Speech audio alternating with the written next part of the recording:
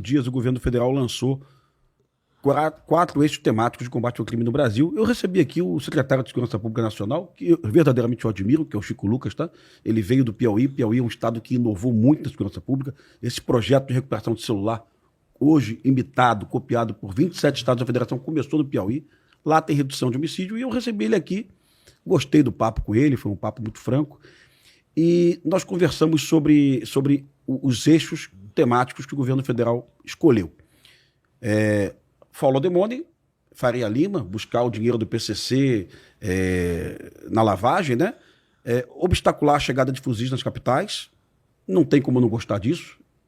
Quanto mais a PRF trabalha na rodovia, mais seguro vai estar uma favela no Rio de Janeiro, a periferia de São Paulo.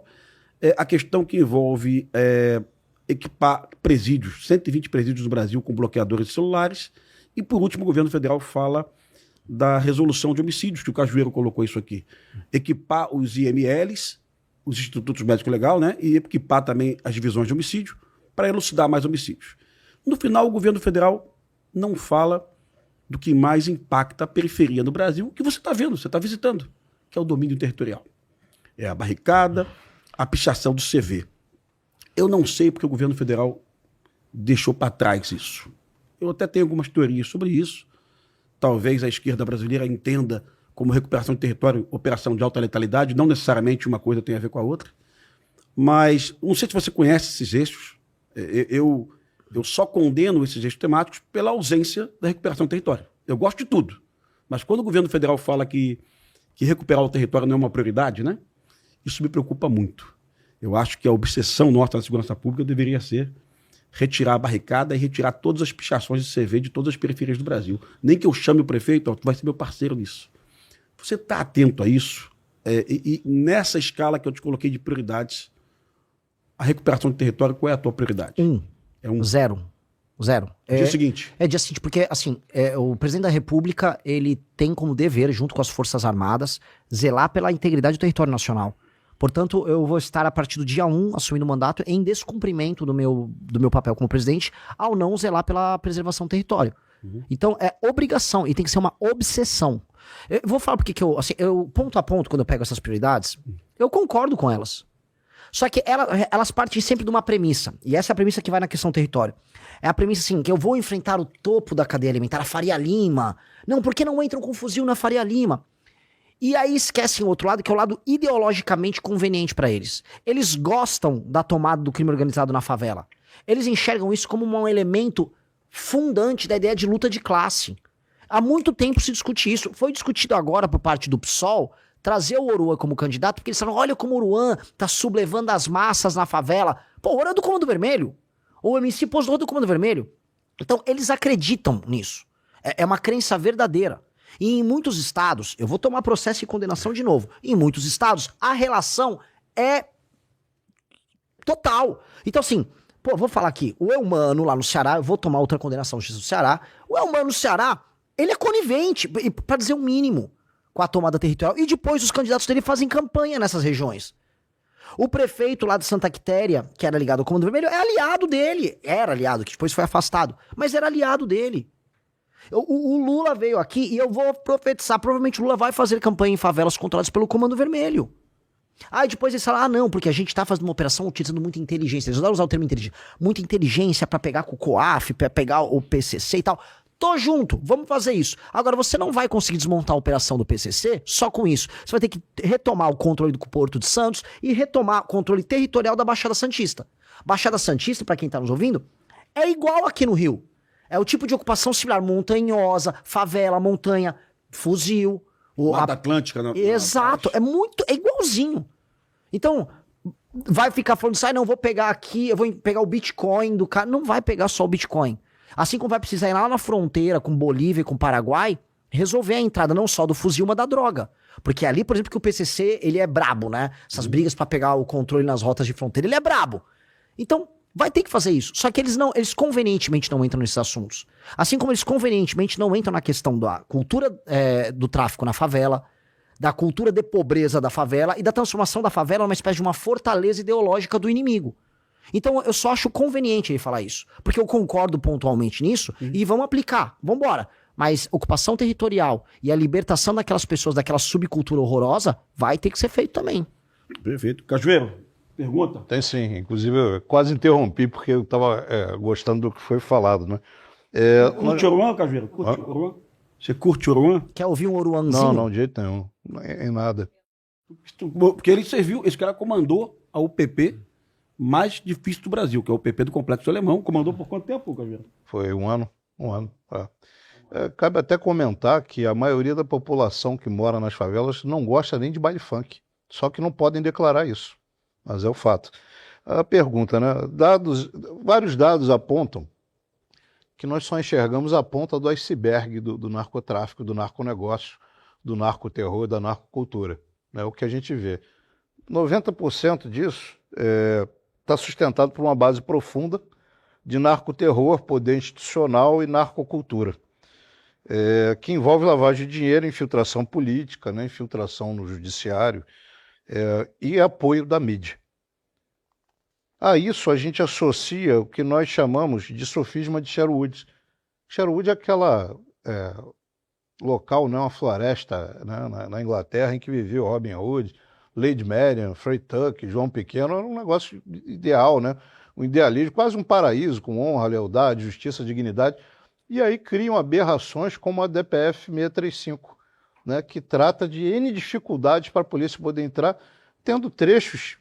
O termo talvez não seja esse, também talvez o Chau possa complementar o Pimentel, mas só pode atuar em situações extremas, né, diferenciadas, o que acontece lá todo dia. Emergenciais, esse é o termo exato. Emergenciais. Situações emergenciais. Eu adoro esse cacoete brasileiro, essa jabuticaba da gente criar eufemismos. Eufemismo. Né? Emergenciais. Sem excepcionalidade. Que é emergencial. Excepcionalidade, mas ninguém diz o que é isso. Né? Ninguém diz o que é. Aí, finalmente, né?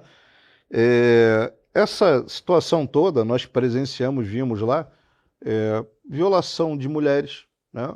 E violação de residências, obrigação do cidadão que mora dentro da comunidade, de uma favela, de guardar arma, guardar drogas, guardar equipamento, desrespeito completo, punições como tiro no pé, tiro na mão, queimar cabelo, espancamento, chegando a execuções via micro-ondas, né, que é um tema, para quem não sabe, que é uma série de pneus com gasolina e o alvo, a vítima, jogada ali dentro.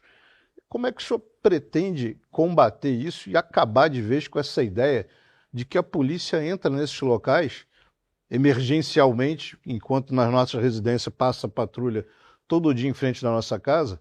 Aberrações como a que eu citei, da DPF 635, fazem com que o cidadão que mora dentro desses locais praticamente perca o direito à polícia. Ou seja, está se criando ali um local de caldo de cultura para o crime. Então, como é que o senhor pretende combater isso e esclarecer esse sofisma, né? Essa hipocrisia de que é o paraíso e as polícias militar, civil, federal, eventualmente, entram lá para perturbar aquela paz, parece até uma Shangri-La ou coisas do gênero, né? Diga que você foi visitar Tavares Bastos do BOPE, viu, cara? Todo mundo viu na tua página. Sim. Aí. Então você viu um exemplo ali de uma comunidade que não é refém nem da milícia, nem do Comando Vermelho. Exato. Tu gostou Eu vi, ali? maravilhoso. E mostra o seguinte, dela, ali né? o que só precisa agora é regularização fundiária e desenvolvimento econômico. As coisas vão sair, um pouco de urbanismo ali. Sim. Mas a autoridade policial, ela gera um lugar pacífico. Quem não viu, veja no Instagram do pré-candidato, ele visitando o BOPE com o Coronel Busnello, ele vai na laje do BOPE, né? Embaixo uma comunidade chamada Tavares Bastos, uma comunidade que não tem nenhum homicídio Exato. há 27 anos, né? É mais seguro do que Dinamarca, do que Zurique, do que o que for, né? E para mostrar, que a maior parte dos moradores não querem cometer crime, e dois, quando você tem a autoridade policial e estabelece o controle sobre o território, acaba o crime, nossa! E eles gostam do BOPE? Amam, assim, amam. Eu andei lá, a mulher da venda ficou toda feliz quando chegou o cara do BOPE. Você aqui, dando lanchinho pras pessoas. Que levar todos os pré-candidatos lá, sabia? É uma aula de Brasil. É uma aula porque muita gente tem a ideia, por exemplo, que a favela é um lugar tomado por pessoas ruins, e na verdade não é. A favela, a maior parte das pessoas são altamente virtuosas. A elite brasileira, sem precisar, ela entra em escândalos de corrupção pra ficar mais rica o tempo todo. Uma pessoa que mora na favela, veja, ela tá numa situação muito complicada. Optar por não ser um criminoso é um ato de coragem verdadeira. E a maior parte das pessoas optam por isso. Então essas pessoas precisam urgentemente ser resgatadas e inseridas economicamente. E por isso que o processo de desfavelização, eu tento falar isso o tempo todo, pra mim é a solução, porque desfavorizar não é só arrumar o bairro, é criar o caldo cultural, é eliminar a narcocultura, é você criar, vamos dizer, os bons hábitos, o hábito da pessoa não tacar o lixo na frente da casa dela, porque tem elementos em que a pessoa, ela foi tão despida de hábitos bons, porque ela foi tratada como animal a vida inteira, que ela não sabe. Eu visitei favelas no Pará, a pessoa pegava o lixo dela e tacava na frente da própria casa. Então as pessoas erram. E eu não vou mentir para as pessoas. Falando, não, você vai ser multado e bem multado e eventualmente preso se fizer isso. Agora, eu vou fazer a rua aqui, vai ter coleta de lixo, aqui tá a cesta de lixo e vai colocar coisa na cesta de lixo, tá? Mas voltando pro elemento da guerra. Essa DPF das favelas, a postura do Alexandre de Moraes ao longo de todo esse tempo, ela será enfrentada já no primeiro dia. Eu vou colocar as favelas nas primeiras operações e as cidades em estado de defesa e eu vou tocar as operações. E em bom português, eu já falei isso em outras entrevistas, e eu vou repetir, eu estou no estrito cumprimento do meu dever como presidente da República e para passar o estado de defesa eu preciso do Congresso. Eu pedi, o Congresso aprovou dia 5 de janeiro de 2027. Se vier uma decisão do STF, não é que eu só não vou cumprir. Eu não vou cumprir. Eu vou apenas com as forças policiais, se precisar de auxílio das Forças Armadas, vou fazer o meu estrito cumprimento do meu dever constitucional. Eu duvido, de coração aberto, eu duvido que o STF vai querer... Até porque estaria prevaricando, né? Exato. E eu considero... Deixar de agir uma prevaricação. Exatamente, que essa é a provocação. O presidente que permite isso está prevaricando. Eu vou fazer uma provocação, inclusive, para Forças Armadas. Os generais que estão aqui no Rio com seus super salários, muitos deles aqui no Rio com os clubes militares, todos eles pegam um carro com motorista para se encontrar no clube militar e tem que desviar das favelas para não ser assaltado. Veja só, quando ele desvia, ele está ali vendo na cara dele o descumprimento do dever constitucional dele. Porque os militares têm uma posição institucional de pressão que eles podem exercer sobre a própria presidência da República. Nós aceitamos isso, nós ficamos lenientes, nós ficamos macios, frouxos com relação a isso. Então o presidente da República tem que falar, eu estou prevaricando, eu tenho que tomar impeachment se eu não fizer isso. Então, decisão judicial que venha para obstar o cumprimento do papel do presidente, ela será ignorada. Como hoje eu vejo o Donald Trump ignorando decisões que vêm de instâncias menores. Não vai, eu vou cumprir a Constituição, vou cumprir isso e vou fazer a retomada territorial, que esta é a nossa obrigação. A retomada territorial. Só que ela tem que ser seguida de um outro elemento. Eu tenho com um slogan que rodou muito, que o pessoal fala, o prendeu, matou.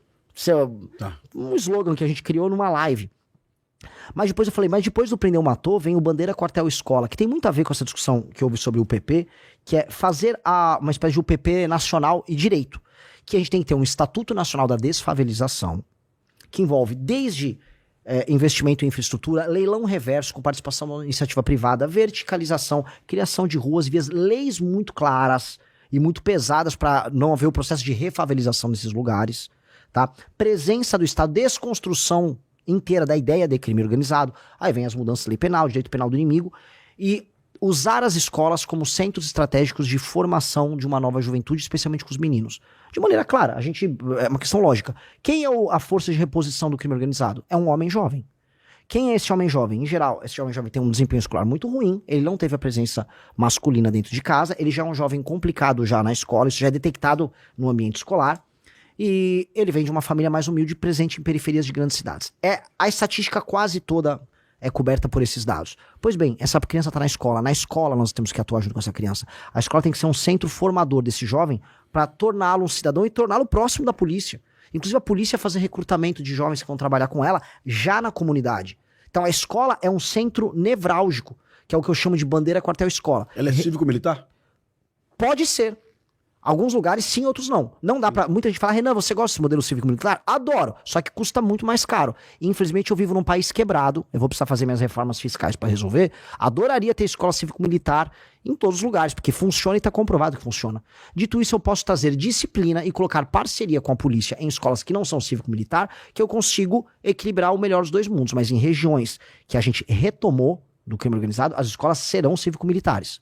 Precisam ser. Aquele jovem que hoje é cooptado pela narcocultura, ele tem que ser trazido à cultura brasileira e uma cultura com exemplo e com uma figura masculina, para dar exemplo. O professor de educação física, o policial que tá ali, exercícios físicos, aulas de reforço. Esse menino tem que ter um acompanhamento, que é ele que eu não vou deixar entrar pro crime. Se eu não deixo esse menino entrar pro crime, e não havendo mais a facção, a gente rompe o ciclo.